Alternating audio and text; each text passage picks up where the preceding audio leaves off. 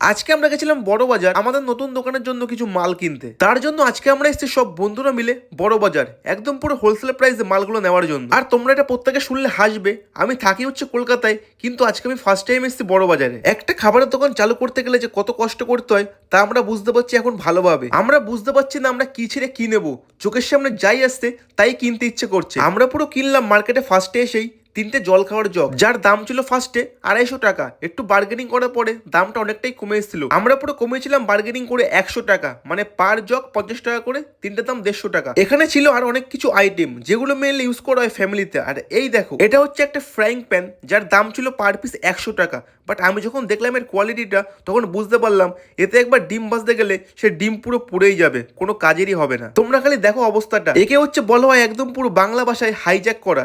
এখন আমরা খুঁজছি কন্টেনার বাটি, যার মধ্যে একদম পুরো পার্সেলটা করা হবে বিরিয়ানিগুলো। তখন আমরা খুঁজে পেলাম এই দোকানটা।